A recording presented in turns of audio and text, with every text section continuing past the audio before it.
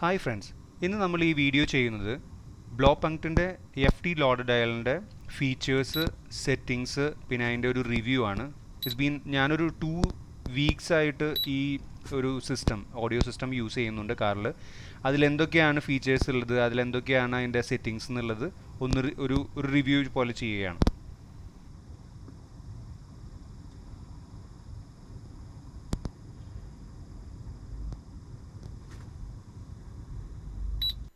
നമ്മൾ car on ചെയ്യുമ്പോൾ നമുക്ക് ആദ്യം വരുന്ന ഡിസ്പ്ലേ ആണ് ഇപ്പോൾ കാണുന്നത്.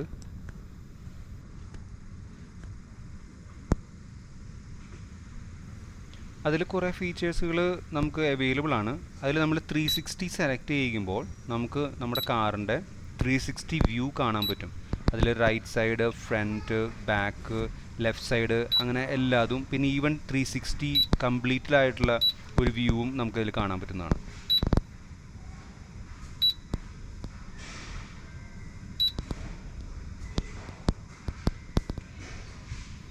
ഇൻ കേസ് നമുക്കതിൽ ഫോട്ടോ എടുക്കണമെന്ന് ആഗ്രഹമുണ്ടെങ്കിൽ ഫോട്ടോ എടുക്കാൻ വേണ്ടിയിട്ടുള്ള ഒരു ഓപ്ഷൻ അതിലുണ്ട്. അതുപോലെ റിവേഴ്സ് നമ്മൾ ഗിയർ ഷിഫ്റ്റ് ചെയ്യുമ്പോൾ ആ റിവേഴ്സ് ഗിയറിലേക്ക് ആ ക്യാമറ ഓട്ടോമാറ്റിക്കായിട്ട് വരുന്നതാണ്. അത് നമ്മുടെ ബാക്ക് ലൈറ്റിൽ നിന്ന് കണക്ഷൻ കൊടുത്തുള്ളതുകൊണ്ട് അത് ഓട്ടോമാറ്റിക്കായിട്ട് ആ റിവേഴ്സ് ക്യാമറ ആക്റ്റീവ് ആവുന്നതാണ്.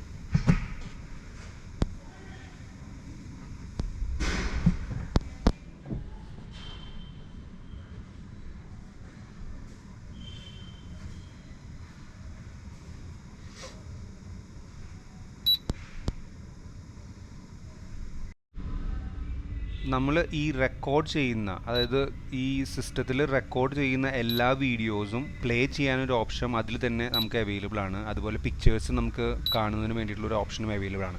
അതിന് നമുക്ക് മീഡിയ എന്ന് പറഞ്ഞൊരു ഫോൾഡറിലേക്ക് പോയി കഴിഞ്ഞാൽ നമുക്ക് ആ ഇതിൽ ഡേറ്റ് വൈസ് സിസ്റ്റത്തിൽ റെക്കോർഡ് ചെയ്തിട്ടുള്ള എല്ലാ വീഡിയോസും നമുക്ക് പ്ലേ ചെയ്യാം. ഇൻ കേസ് നമുക്ക് ആ USB എടുത്ത് നമ്മളെ സിസ്റ്റത്തിലേക്ക് കോപ്പി ചെയ്യുകയാണെങ്കിൽ അതിലും നമുക്ക് പ്ലേ ചെയ്യാവുന്നതാണ്. ഇങ്ങനെയാണ് നമുക്ക് ഈ സിസ്റ്റത്തിൽ വ്യൂ ചെയ്യാൻ പറ്റുന്നത്.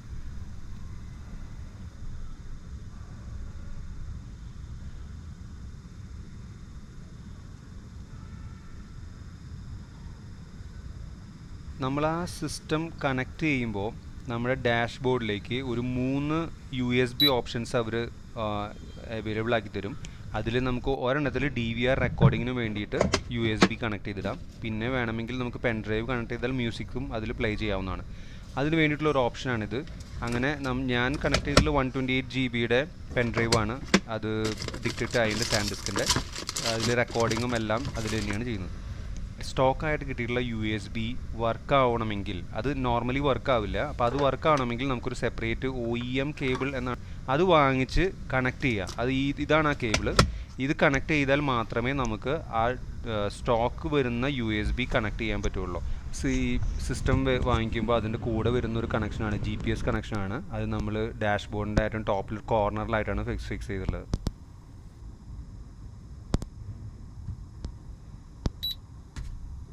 അതുപോലെ ബൈ ഡിഫോൾട്ടായിട്ട് വരുന്നൊരു ഓപ്ഷനാണ് റേഡിയോ നമ്മൾ ആ ആൻറ്റിനയിൽ കണക്ട് ചെയ്ത് കൊടുക്കുകയാണെങ്കിൽ നമുക്ക് റേഡിയോ പ്ലേ ചെയ്യിക്കാവുന്നതാണ്.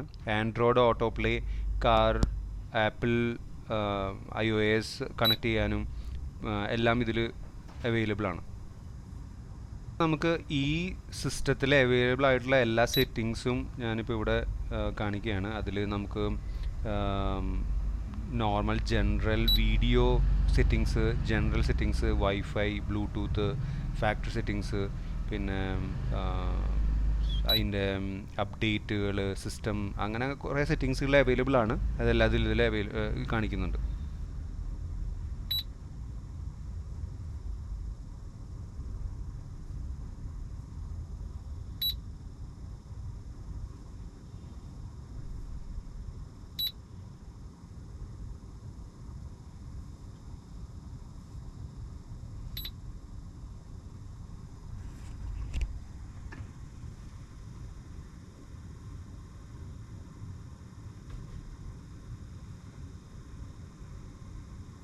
മെയിനായിട്ടും ഈ ഒരു സെറ്റിങ്സിൽ, SMC എന്ന് പറയുന്ന ഈ ഒരു സെറ്റിങ്സിൽ നമുക്ക് നമ്മുടെ സ്റ്റിയറിങ്ങിൻ്റെ എല്ലാ ഫങ്ഷൻസും ഇതിൽ ആക്ടിവേറ്റ് ചെയ്യാം. അപ്പ് ഡൗൺ മോഡ്, പിന്നെ വോളിയം കൺട്രോള്, ഇൻ കേസ് നമ്മുടെ സ്റ്റീറിങ്ങിന് കൂടെ ഫോൺ പിക്ക് ചെയ്യാനും എല്ലാ ഓപ്ഷൻസും അവൈലബിൾ ആണെങ്കിൽ അതെല്ലാം ഇതിൽ സെറ്റ് ചെയ്ത് വെക്കാം. അതിന് വരുന്നൊരു ഓപ്ഷനാണ് ഇതിൽ കാണിക്കുന്നത്.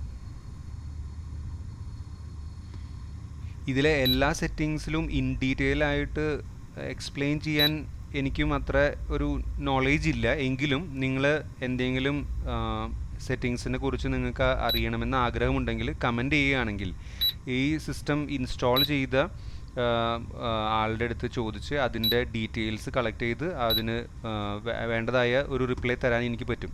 അപ്പോൾ അതുകൊണ്ട് നിങ്ങൾക്ക് തോന്നുകയാണ് കമൻറ്റ് ചെയ്ത് എന്തെങ്കിലും ഇൻ ഡീറ്റെയിൽ ആയിട്ടുള്ളൊരു ക്വസ്റ്റ്യൻ ചോദിക്കണമെന്ന് ആഗ്രഹമുണ്ടെങ്കിൽ കമൻറ്റ് ചെയ്യുക.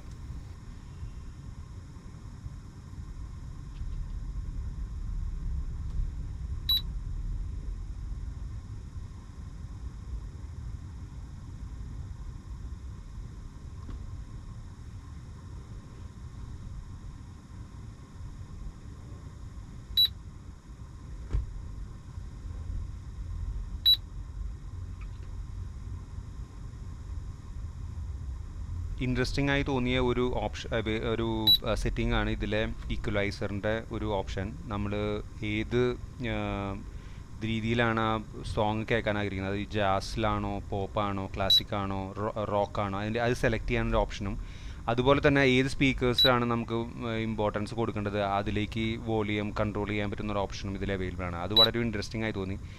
അത് നിങ്ങളുടെ അടുത്ത് ഷെയർ ചെയ്യാമെന്ന് തോന്നി എനിക്ക്. ഓപ്ഷനിൽ 360 വ്യൂവിൻ്റെ ക്യാമറ സെറ്റിങ്സിൽ പോവുകയാണെങ്കിൽ നമുക്ക് അതിൽ ഫയൽസ് സ്റ്റോർ ചെയ്യുന്നതിനും അതിൽ ഓട്ടോമാറ്റിക് റെക്കോർഡിംഗ് എങ്ങനെ സ്റ്റാർട്ട് ചെയ്യുക എന്നുള്ളതൊക്കെ ഇതിൽ കാണിക്കുന്നുണ്ട് കറക്റ്റായിട്ട്.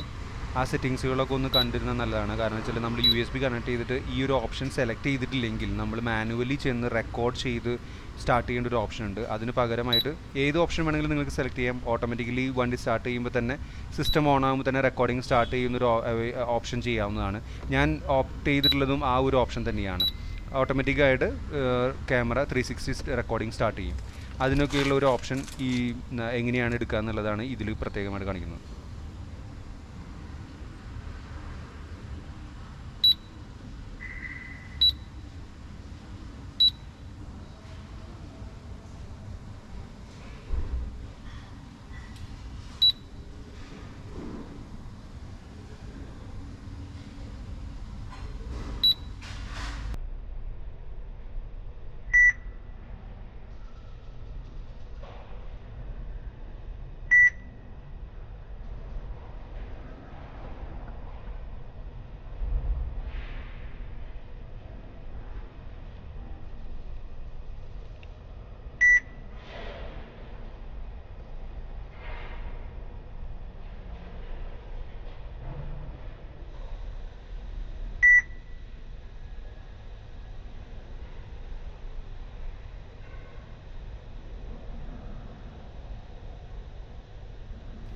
ഞാൻ യൂസ് ചെയ്യുന്നത് ആൻഡ്രോയിഡ് ഫോണാണ്. അപ്പോൾ അതുകൊണ്ട് ഇതിൽ ആൻഡ്രോയിഡ് ഓട്ടോ പ്ലേ ആണ് ഞാനിതിൽ സെലക്ട് ചെയ്യുന്നത്.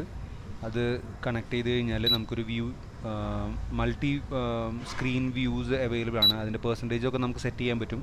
ഞാനിപ്പോൾ സെലക്ട് ചെയ്തിട്ടുള്ള 80/20 ആണ്. അപ്പോൾ അങ്ങനെ സെലക്ട് ചെയ്ത് കഴിഞ്ഞാൽ നമുക്ക് വരുന്നൊരു വ്യൂ ആണ് ഇങ്ങനെ.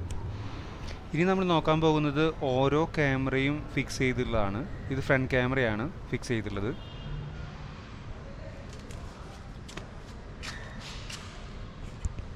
ഇത് സൈഡിൽ മിററിന് താഴെ ഫിക്സ് ചെയ്തിട്ടുള്ള ക്യാമറയാണ്.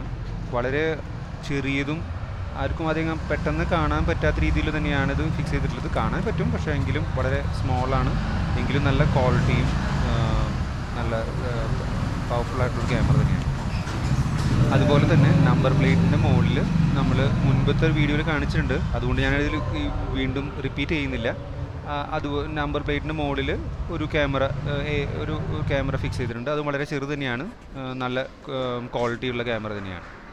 നിങ്ങൾ വീഡിയോ മുമ്പത്തെ കാണാത്തവരാണെങ്കിൽ ഒന്ന് ഞാൻ റിക്വസ്റ്റ് ചെയ്യാണ്, എൻ്റെ മുമ്പ് ചെയ്തിട്ടുള്ള വീഡിയോസ് ഒന്ന് കാണുക.